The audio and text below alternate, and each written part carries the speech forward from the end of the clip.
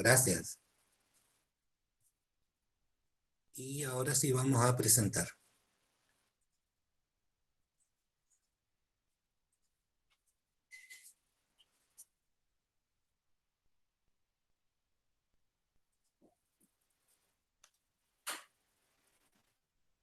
Ahí está. Perfecto. Comenzamos entonces. Arrancamos con un sistema de transporte primero. Después pasamos a excreción. Transporte en sí, el concepto de transporte es el proceso por el cual en los diferentes organismos se distribuyen y se trasladan tanto los nutrientes como los metabolitos que se producen como consecuencia del metabolismo y que necesitan ser eliminados. Además de esta función básica, también cumplen otras funciones secundarias, como ser las funciones defensivas en algunos casos, y obviamente la de homeostasis, mantener constante el equilibrio interno, ¿no? En los organismos unicelulares, en los organismos simples o de tamaño pequeño, este proceso biológico se realiza por mecanismos de difusión, entonces no hace falta la adquisición de ningún sistema de transporte como si se hace necesario cuando el organismo es más complejo o de mayor tamaño. Entonces, a medida que aumenta el tamaño de un organismo, se incrementan los requerimientos metabólicos que tiene para mantener ese cuerpo más grande, y allí surge la necesidad de desarrollar un sistema de transporte que permita integrar los diferentes órganos y sistemas que poseen, de modo tal que los nutrientes captados por el sistema digestivo, el oxígeno captado por el sistema respiratorio, puedan llegar a los distintos órganos y células y tejidos que presentan, y los desechos generados por todos estos órganos puedan ser eliminados en los lugares especializados para la eliminación de esos desechos, que son los órganos o las estructuras habilitadas para la excreción.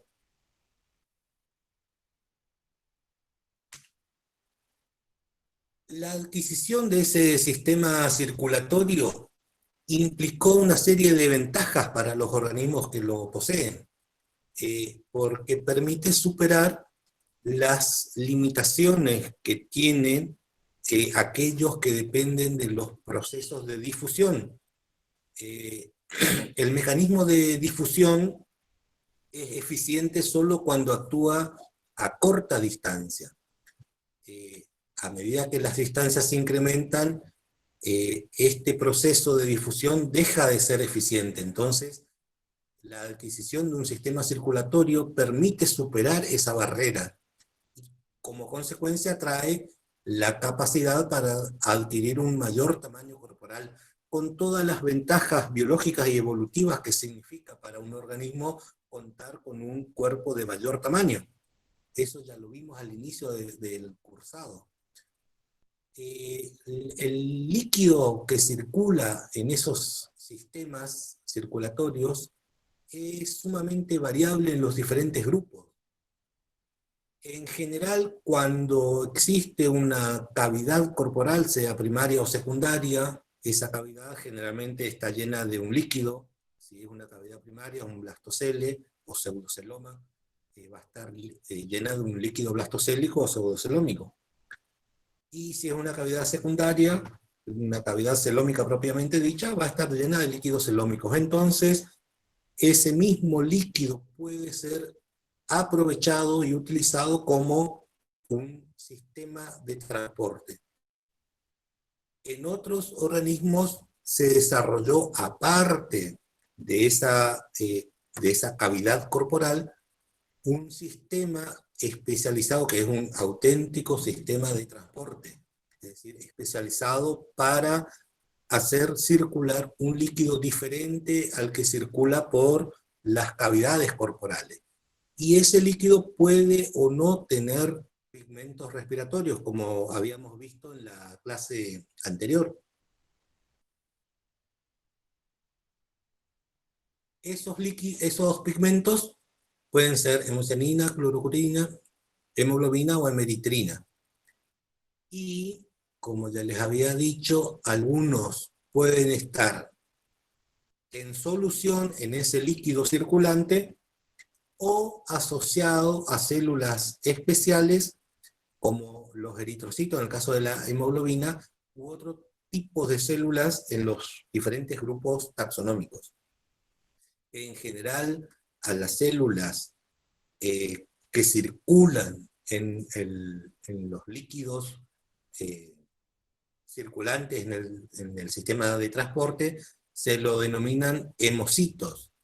Y si son células que se encuentran en las cavidades corporales, en términos generales se lo denominan celomocitos.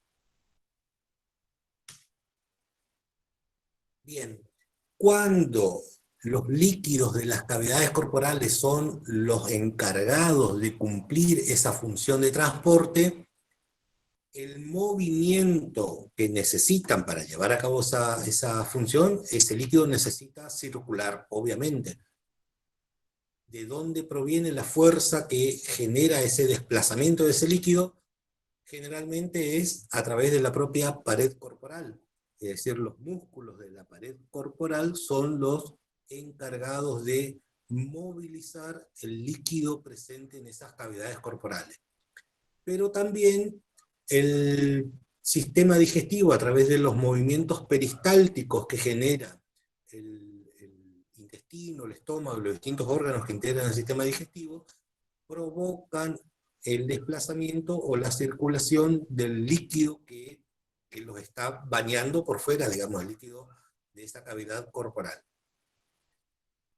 Además, también se observa la presencia de cilios asociados a órganos que forman parte del sistema excretor, como el caso de los cilios que forman parte del nefrostoma, por ejemplo, de los metanefridios, o directamente de los cilios que tienen las células peritoneales, es decir, el epitelio que está recubriendo esa cavidad celómica. Esas células son ciliadas y esos cilios van a mantener en circulación el líquido celómico. En los organismos que son acelomados, que carecen de cualquier tipo de cavidad, también carecen de sistema de transporte. Pero allí los propios líquidos tisulares, es decir, el líquido que está bañando cada una de las células que conforman los diferentes tejidos, va a ser el responsable de transportar los nutrientes y los metabolitos generados. Es decir, aunque anatómicamente no exista un sistema de transporte, un sistema circulatorio, biológicamente el proceso de transporte y de circulación de nutrientes y metabolitos igual se produce, solo que aprovechando los líquidos tisulares que se encuentran bañando todos los tejidos. En los que desarrollaron un sistema circulatorio propiamente dicho, ese sistema puede tener hemolinfa si se trata de un sistema abierto, o sangre cuando el sistema es cerrado.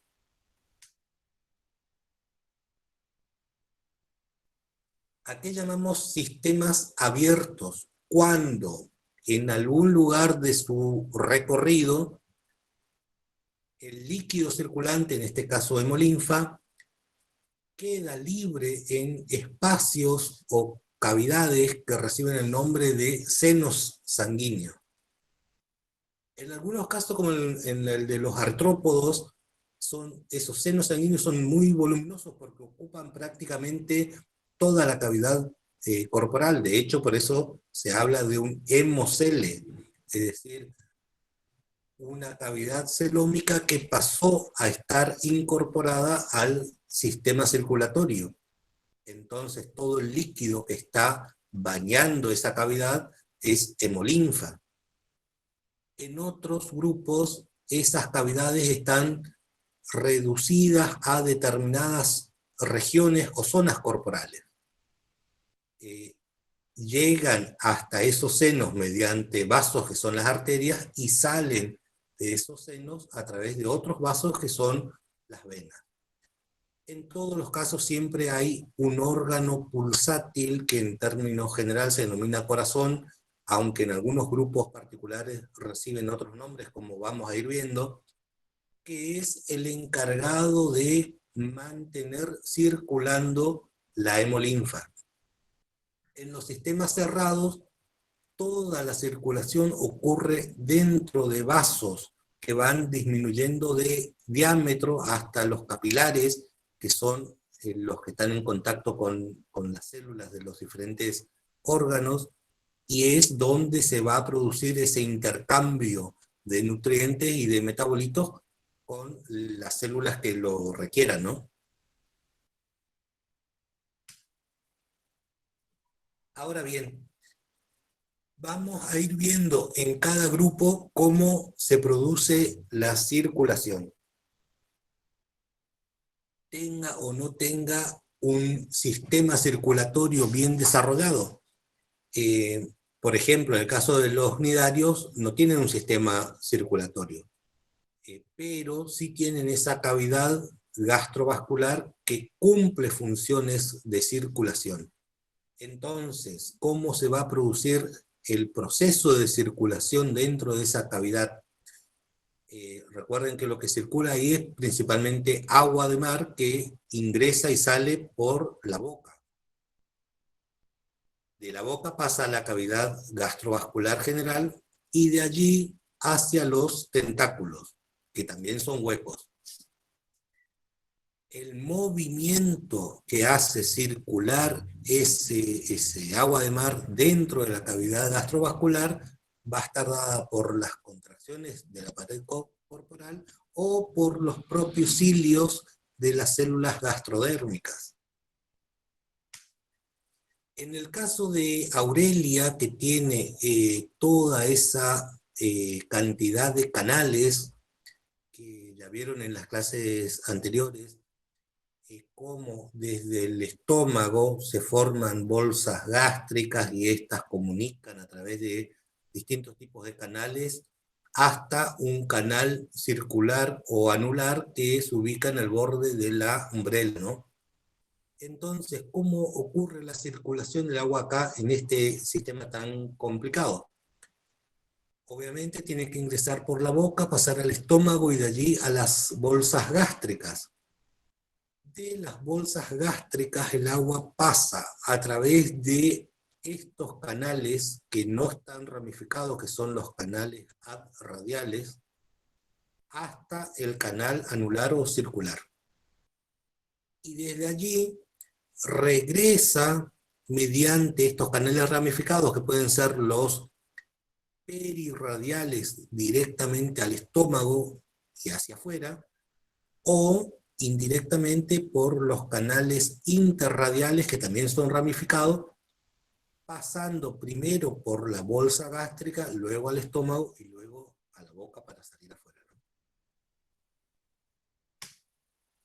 En los platelmintos no tienen sistema circulatorio, pero como una forma de superar las dificultades que tiene el proceso de difusión del cual dependen, logran superar esas limitaciones, por un lado, siendo de tamaño corporal pequeño, ¿no? La mayoría de las especies de platelmintos son en general pequeñas, y en las de mayor tamaño, comprimiendo el cuerpo, por eso la forma achatada, muy achatada del cuerpo, que permiten acortar esas distancias de difusión. A eso se le suma la ramificación tanto del aparato digestivo como del aparato de excreción, que ese sí está bien desarrollado y ramificado. De modo que todas las células tienen a mano, todas las células del parénquima y de los distintos órganos, tienen cerca algún divertículo del aparato digestivo o algún componente del sistema excretor, como vamos a ir viendo. De modo tal que la difusión tanto de nutrientes como de metabolitos se vea asegurada. Y va a ser el líquido tisular que baña todos los componentes el responsable de llevar a cabo esa función de transporte. En los blastocelomados tenemos una cavidad y tenemos un líquido que está llenando esa cavidad. Entonces ese líquido blastocélico va a ser el responsable de transportar todas las sustancias, ¿no? ¿Cómo se moviliza ese líquido? Generalmente por contracciones de la pared corporal, o en el caso de los rotíferos, también por las contracciones peristálticas del aparato digestivo.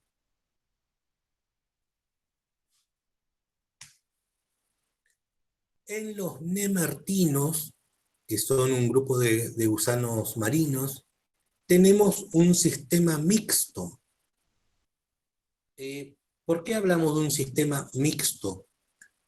Porque una parte del cuerpo, que es la probóscide, que la tienen muy desarrollada, va a estar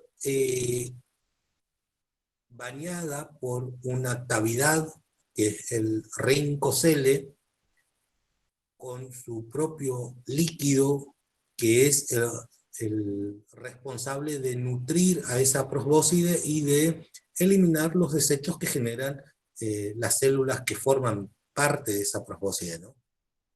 Pero por otro lado, tenemos un sistema circulatorio bien desarrollado, cerrado, que es el responsable de irrigar el resto del cuerpo.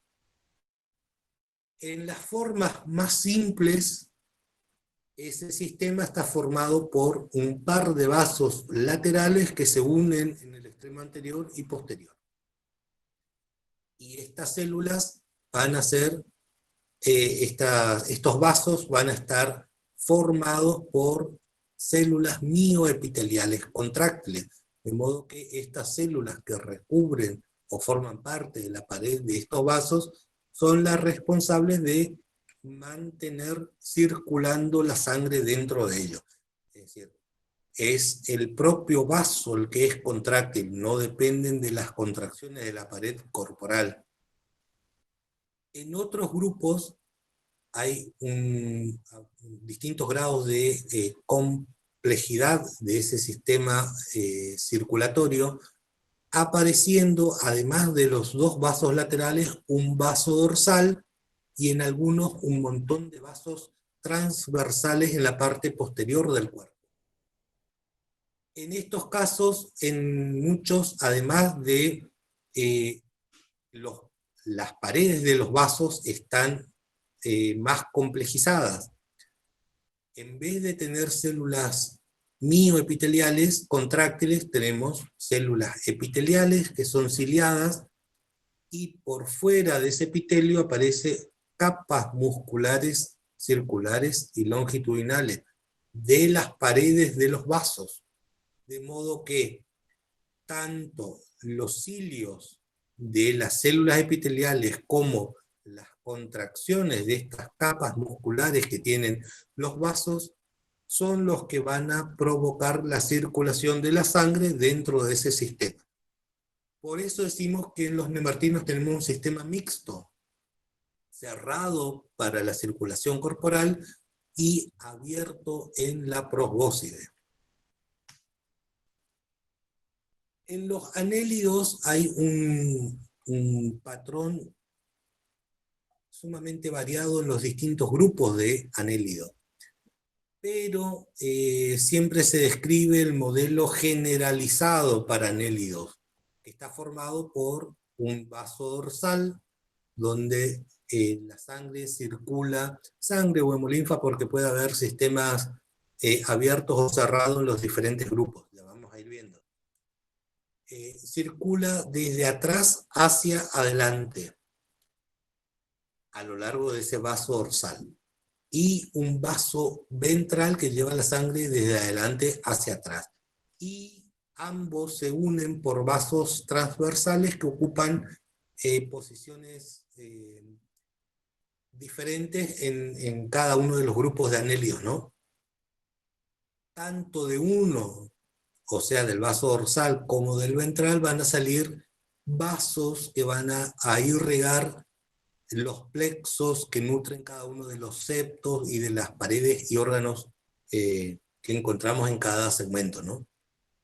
En algunos grupos, además de esos dos vasos principales, el dorsal y el ventral, aparecen vasos laterales, a partir del cual se van a desarrollar los plexos que van a irrigar las branquias en aquellos que tienen branquias bien desarrolladas. Este es el modelo generalizado. Vamos a ver qué pasa en cada uno de los grupos. En los poliquetos, el vaso dorsal es contráctil. Va a ser el encargado de bombear la sangre en todo el sistema. Desde el vaso dorsal, la sangre va a pasar a través de los vasos periintestinales hasta el vaso ventral que se ubica debajo del intestino. El vaso ventral va a ser el encargado de distribuir la sangre con todos los nutrientes que fue tomando a medida que pasó por los vasos periintestinales, ¿no? Desde acá van a salir los plexos para los parapodios y para la pared corporal, desde el vaso ventral. Entonces, en los parapodios la sangre va a ingresar desde el vaso ventral, circula por todo el parapodio y sale por el notopodio hacia el vaso dorsal, para completar el circuito, ¿no? Hay pigmentos respiratorios que varían en los distintos grupos de anélidos. En algunos también hay casos de sangre incolora, es decir, sin ningún tipo de pigmentos. Pero los que tienen pigmentos es variable los distintos grupos de poliquetos, ¿no? En oligoquetos tenemos un vaso dorsal, pero acá en los centros pulsátiles, los encargados de hacer circular la sangre por el sistema, no es el vaso dorsal como en los poliquetos, sino estos vasos transversos que se ubican en la parte anterior, a la altura de los órganos reproductores más o menos, que son los llamados pseudocorazones, porque son contráctiles y son los responsables de bombear la sangre. Y siempre la circulación va a ser desde atrás hacia adelante en el vaso dorsal y de adelante hacia atrás en los vasos ventrales. Entonces, vemos que acá la circulación es distinta a la que se observa en poliquetos. Del vaso dorsal la sangre pasa a los corazones o pseudocorazones, que son esos vasos transversales, hasta el vaso ventral o subintestinal, y de allí al vaso subneural, porque acá tenemos tres vasos longitudinales principales, uno dorsal, otro subintestinal o ventral, como habitualmente se lo dice, y por debajo de este un vaso subneural. Entonces, vaso dorsal, corazones, vaso subintestinal y subneural, y de allí recién pasa a los plexos periintestinales. De allí a los vasos ventrolaterales que van a derivar en los plexos dérmicos. ¿Para qué? Para que se produzca toda la oxigenación. Recuerden que acá en oligoquetos la oxigenación se da en el tegumento corporal con los plexos que ingresan entre las células dérmicas para poder realizar el intercambio respiratorio. Entonces, la sangre va a llegar ahí a partir de estos vasos subintestinales y subneurales. Y de ahí recién van a regresar al vaso dorsal. En la mayoría de los oligoquetos terrestres hay hemoglobina. En algunos casos se encuentra clorofluorina. En los hirudíneos tenemos dos tipos de sistemas. En el caso de los rincobdelios, como alobdela o placobdelia, tenemos vasos y senos, una mezcla de vasos y senos, un sistema abierto. Normalmente se conserva el vaso dorsal y el vaso ventral, ambos rodeados por senos, dorsal y ventral, que se unen mediante distintos senos intermedios a un seno longitudinal lateral. Y todo este sistema conectado a un sistema lagunar subepidérmico. Todo este sistema está, el sistema circulatorio está reducido por la presencia del tejido botroidal que deriva del celoma, que está también modificado con el desarrollo de este tejido que permite la existencia de grandes espacios tisulares que subsana las limitaciones que tiene el sistema circulatorio. Este tejido botroidal cumple funciones importantes en todo lo que tenga que ver con transporte y circulación de nutrientes. En los arrincoptélidos, donde se encuentra Hirudo, el género Hirudo, desaparecen los vasos que estaban presentes en los rincoptélidos y solamente tenemos senos, dorsales, ventrales y laterales. En los moluscos, recuerden que en moluscos en general la cavidad celómica está reducida a una cavidad pericárdica y a una pequeña porción del celoma que queda rodeando las gónadas. Pero sí hay desarrolladas otras cavidades que son las cavidades hemocélicas o senos sanguíneos. En el modelo generalizado de moluscos, vamos a ir viendo como en cada clase hay variaciones. En el modelo ancestral tenemos un corazón bien conformado, rodeado de una cámara pericárdica. Ese corazón tiene dos aurículas que reciben la sangre de cada una de las branquias y un ventrículo. De ese ventrículo sale una aorta anterior que va a irrigar el complejo cabeza-pie y una aorta posterior que va a irrigar la masa visceral. Tanto en el complejo cabeza-pie como alrededor de la masa visceral, la hemolinfa circula por espacios abiertos que son cavidades hemocélicas. Y regresa de esas cavidades por distintos vasos, distintas venas, hasta las branquias. A través de los vasos aferentes de las branquias, pasan por las branquias, se oxigenan, salen de las branquias por los vasos deferentes y regresan a las aurículas. En la hemolinfa que circula podemos encontrar diferentes tipos celulares, que son los hemocitos, con o sin pigmentos respiratorios. Cuando hay pigmentos, puede ser hemocianina, en la mayoría de los casos, o hemoglobina en los caracoles terrestres o anfibios. En el caso de los placóforos en quitón, mantiene ese modelo generalizado, entonces no hay variaciones. Es el modelo ancestral que se conserva en esta clase. En los gasterópodos, obviamente con el proceso de torsión, hay modificaciones. En algunos grupos de caracoles muy primitivos se conservan las dos aurículas, entonces se mantiene el modelo generalizado. En los que sufrieron el proceso de torsión y desaparece una branquia, también desaparece la aurícula asociada a esa branquia.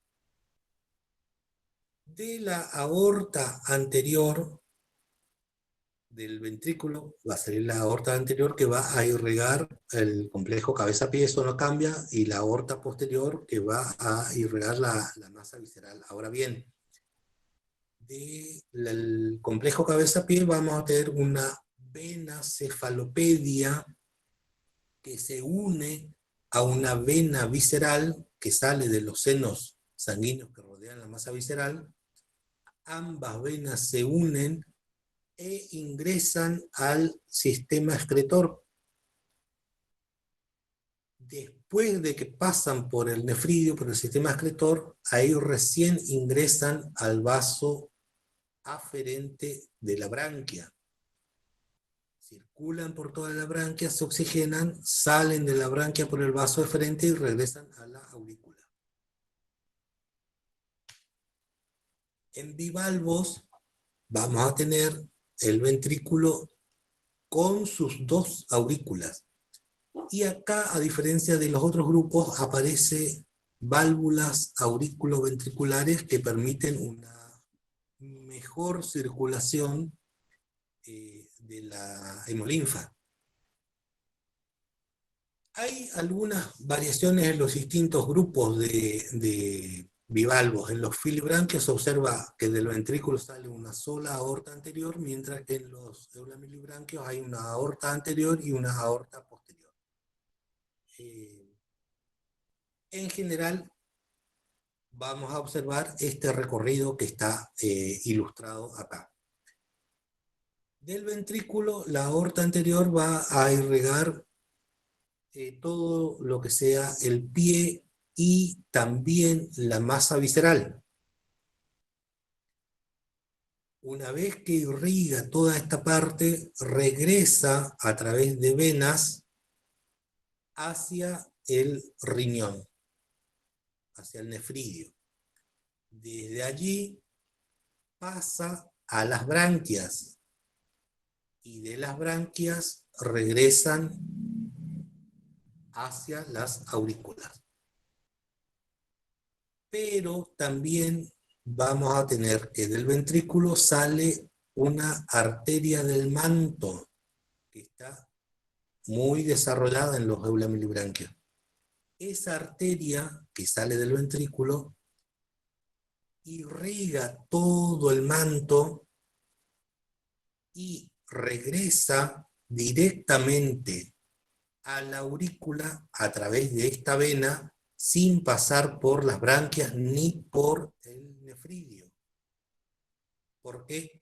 Porque en la misma superficie del manto se van a producir esos dos procesos, es decir, la oxigenación, recuerden que el manto también cumple esas funciones de respiración, y también de excreción. Estos son amoniotélicos y gran parte del amonio, del producto del metabolismo, se libera directamente a través de la superficie del manto, sin necesidad de pasar por el nefridio. Entonces, una parte de la sangre va a pasar, de la hemolinfa mejor dicho, va a pasar por el nefridio y por las branquias antes de volver a la aurícula, y otra parte hace un recorrido directo sin pasar por estos órganos y retorna directamente a la aurícula. En los cefalópodos tenemos un sistema circulatorio cerrado, y esto tiene que ver con el nivel de actividad que mantienen las especies que pertenecen a este grupo, con una organización bastante diferente al resto de los moluscos. En primer lugar, tenemos un corazón sistémico formado por un ventrículo y dos aurículas, eso no cambia. De ese corazón sistémico van a salir una aorta anterior hacia el cefalopodio, y una aorta posterior hacia la masa visceral y el manto. Del extremo anterior, la sangre va a regresar por unas venas cavas anteriores, que se divide en dos ramas. Cada una de esas ramas va a uno de los nefridios y luego pasa, una vez que pasa por los nefridios, por los riñones, pasa a un corazón branquial asociado a cada una de las branquias. De ese corazón branquial, la sangre va a ser bombeada hacia las branquias. Ingresa a las branquias, sale de las branquias y de allí pasa a las aurículas del corazón sistémico. Este tipo de organización se hace necesario porque por el mecanismo de funcionamiento, la fisiología que tienen tanto el sistema respiratorio. Recuerden que el agua sale e ingresa a través de la abertura del manto. Entonces acá recuerden que habíamos dicho que no hay mecanismo de contracorriente. ¿Por qué? Porque el agua que circula, que baña esas branquias, tiene un sistema de ida y vuelta. Entonces es imposible mantener un mecanismo de contracorriente en ese tipo de mecanismo de bombeo de agua.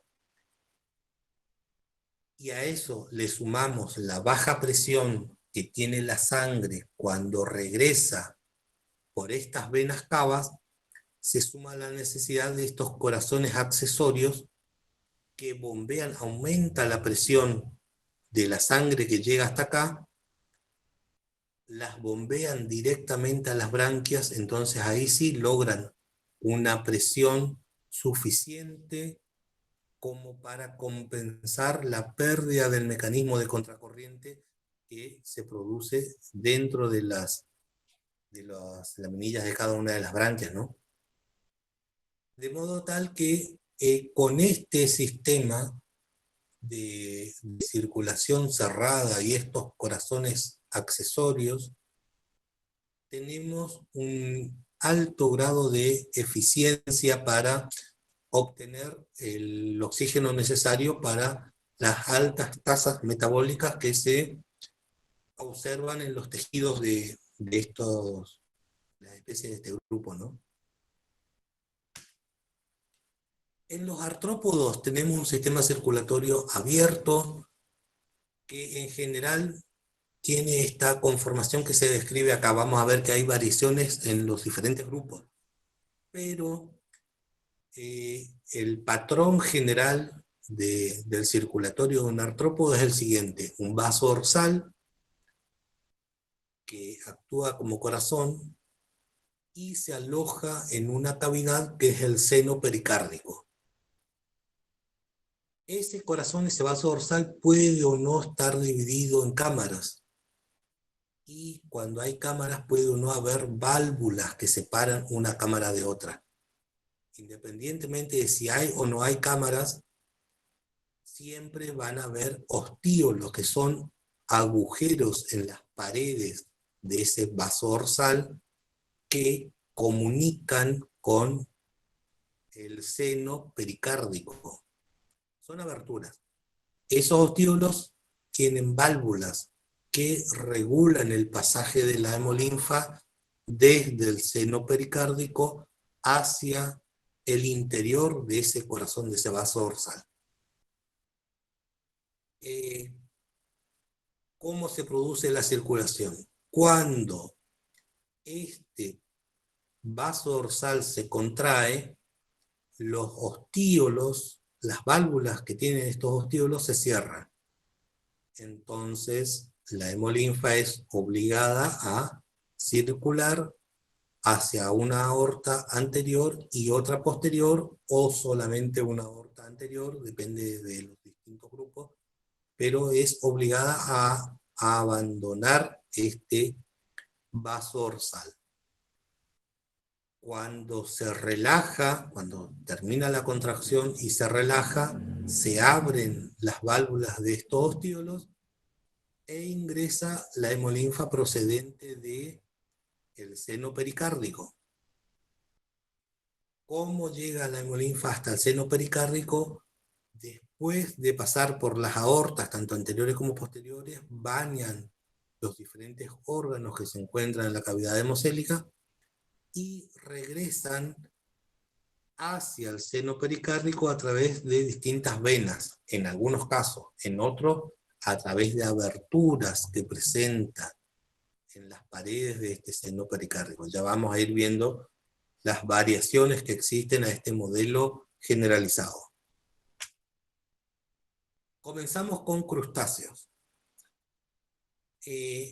Para que se entienda mejor, este es el corte transversal del cuerpo de un crustáceo, modelo general. Acá vemos el diafragma dorsal que separa el seno pericárdico, donde se aloja el vaso dorsal o corazón, de la cavidad general visceral que rodea todo el sistema digestivo. Y además hay un diafragma ventral que separa esta cavidad general del cordón nervioso que se encuentra rodeado de un seno perineural. Entonces, al hacer el corte transversal vemos tres cavidades. Una dorsal, que es el seno pericárdico, donde está el vaso dorsal o corazón. Otra en el medio, que es la cavidad perivisceral, donde se encuentra el sistema digestivo, y el resto de los órganos, reproductores, demás, ya vamos a ir viendo. Y otra cavidad en la superficie ventral, contra el externo sería, donde se encuentra la cadena ganglionar ventral, y esa cavidad es el seno perineural. Ahora bien, ¿cómo se produce la circulación? Del corazón, la sangre va a ser bombeada hacia las arterias anteriores y posteriores, que van hacia el pleo. Y también a través de la arteria external directamente hacia el seno perineural para bañar toda la cadena ganglionar ventral o todo el sistema nervioso, depende de si está concentrado o no, lo vamos a ver después. Entonces, corazón, arteria anterior, posterior y arteria external. Bien. Desde allí van a pasar a estas cavidades y van a bañar los órganos que están alojados en ellas. Una vez que se produce la circulación por todos esos órganos, desde el seno external, que vendría a ser este seno perineural, la hemolinfa tiene que ingresar a las branquias asociadas. Recuerden que las branquias pueden ubicarse en diferentes partes, asociadas a distintos apéndices, eso es variable en cada grupo. Acá hablamos en un patrón generalizado. Desde el seno external ingresa por los vasos aferentes a las branquias. Y salen de allí mediante vasos branquipericárdicos. ¿Por qué? Porque que vendrían a ser los equivalentes a los eferentes, que comunican las branquias con el seno pericárdico. Entonces, el retorno de la hemolinfa hasta el seno pericárdico se va a producir a través de estos vasos branquipericárdicos. Una vez que llegan al seno pericárdico, ingresan nuevamente al corazón a través de los ostíolos que presentan. Y ahí se cierra el circuito de la circulación en crustáceos. En arácnidos tenemos un vaso dorsal contráctil ubicado en el opistosoma. Ese vaso está alojado en un seno pericárdico, es mantenido mediante ligamentos dorsales y laterales, entonces está colgando en la parte dorsal del opistosoma. El número de cámaras en que se encuentra dividido ese vaso dorsal es variable en los distintos grupos. En general, de este vaso dorsal va a salir una aorta anterior para irrigar todo el prosoma y una aorta posterior para irrigar todo el opistosoma. O sea, cada vez que se contrae este vaso dorsal, la sangre va a circular hacia adelante y hacia atrás. Una vez que bañan todos los órganos que se encuentran tanto en el prosoma como en el opistosoma, la hemolinfa pasa por los pulmones libros que se ubican en la superficie ventral. Y de allí regresan al seno pericárdico que está rodeando este vaso dorsal a través de las venas pulmonares. ¿Está? En los escorpiones que tienen un opistosoma más alargado, con varios pares de pulmones en libro alojados, vamos a tener un vaso dorsal dividido en varias cámaras, con varios pares de ostíolos. Generalmente en cada cámara hay un par de ostíolos. De ese vaso dorsal tenemos aorta anterior hacia el prosoma, aorta posterior hacia la cola, pero también salen 9 pares de arterias laterales. Todas estas arterias laterales van a drenar la hemolinfa sobre 2 grandes senos longitudinales que se ubican en la superficie ventral sobre esa hilera de pulmones en libros que presentan. Como tienen 2 hileras de pulmones en libros, uno a cada lado del cuerpo, tenemos 2 senos pulmonares ubicados sobre esos pulmones en libros. Después de oxigenarse en esos pulmones, la sangre regresa por venas pulmonares que salen de cada uno de esos pulmones. En los insectos, el corazón, el vaso dorsal, es cerrado en el extremo posterior, de modo que acá la sangre, la hemolinfa circula en un solo sentido, solamente hacia adelante. Es volcada directamente sobre la cabeza y de allí baña el resto del cuerpo. ¿Cómo regresa a el seno pericárdico? Recuerden que acá no tenemos pulmones en libro. Tenemos todo un sistema traqueal que lleva el oxígeno directamente a través de las tráqueas de todos esos túbulos ramificados hasta los distintos órganos y tejidos, ¿no? Entonces, no tenemos un lugar específico donde se realice la oxigenación como en el resto de los artrópodos. Todo el cuerpo prácticamente recibe esas extensiones del sistema traqueal. Por lo tanto, hay una modificación en el retorno de la hemolinfa hacia el seno pericárdico. No vamos a tener vasos que lleven sangre hacia hemolinfa hacia el seno pericárdico, como en el caso de los crustáceos o en el caso de los quelicerados. Acá directamente la membrana del diafragma dorsal que separa la cavidad perivisceral del seno pericárdico va a estar perforada, agujereada para permitir el retorno de la sangre hacia el seno pericárdico. Y otra diferencia importante es que en los restantes grupos las paredes del vaso dorsal son contráctiles. En cambio, en los insectos, la pared del vaso dorsal está unida a unos músculos especiales que son los músculos aliformes. y la contracción y relajación de esos músculos son los que van a producir la dilatación y relajación de ese vaso dorsal para bombear la sangre por todo el sistema, la hemolinfa por todo el sistema. En algunos tenemos hemolinfa incolora, es decir, carecen de pigmentos respiratorios.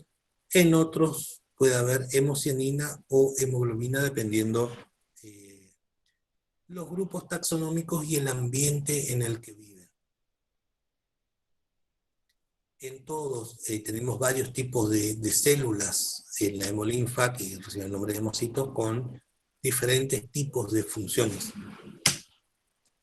En los equinodermos se dice que tenemos 5 sistemas circulatorios derivados de los distintos compartimientos celómicos, pero también tenemos un sistema sanguíneo, hemal, o sistema hemal como se lo llama, formado por un corazón, entre comillas, porque su función no está del todo aclarada, que es el saco dorsal, y un seno hemal que rodea a la llamada glándula axial, pero que se considera que es un vaso dilatado, modificado. La función de glándula está discutida, pero recibe ese nombre por la apariencia que tiene. Y desde allí circula a través de un canal anular alrededor de la boca y que se prolonga a lo largo de los brazos, formando un sistema hiponeural, irrigando a través de vasos a los mesenterios que discurren a lo largo de cada uno de los brazos, ¿no? Recuerdan los mesenterios, que son los pliegues del peritoneo que están unidos a los diferentes órganos que se encuentran alojados en los vasos, en los brazos. Pero aparte de ese sistema hemal, que sería el sistema circulatorio propiamente dicho, tenemos el sistema ambulacral, que ya lo vimos cómo está constituido, con su madreporito, canal anular, canales radiales, etc. El celoma genital, que es una cavidad que está rodeando, que es un derivado celómico, ¿no? Una de las cavidades celómicas originales que está rodeando a las gónadas, el celoma perivisceral que rodea todo el sistema digestivo, y el sistema hiponeural que deriva también de un compartimento celómico y que se ubica rodeando las cadenas de nervios que discurren a lo largo de cada uno de los brazos. Este patrón general se encuentra ligeramente modificado en los holoturoideos. Recuerden la conformación que tiene el sistema digestivo de los holoturoideos, que hace esa especie de rulo, ¿no? Desde el extremo anterior, baja hacia el posterior, luego vuelve a subir y finalmente vuelve a bajar para salir al exterior, en el extremo posterior del cuerpo, ¿no?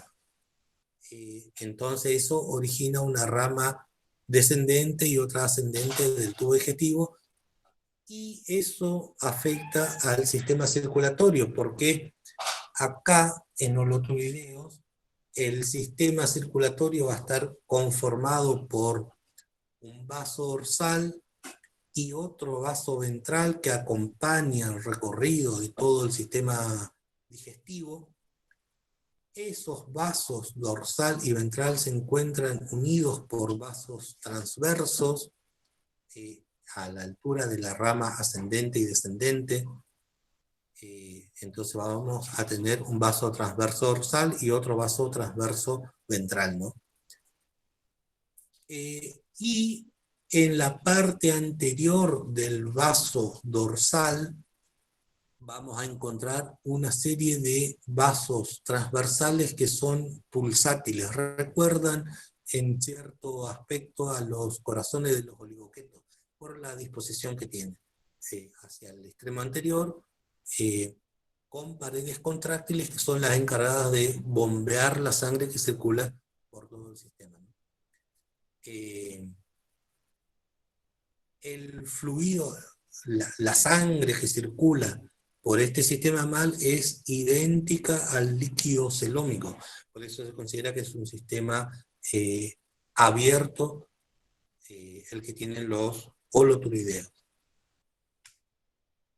No sé si quieren hacer un recreo de 5 o 10 minutos acá, antes de arrancar con excreción, o seguimos nomás.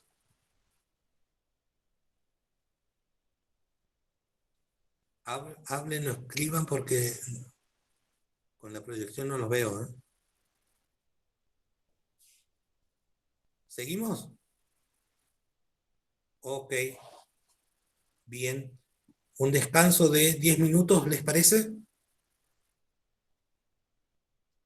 Sí, profe. Perfecto. Está en 10 minutos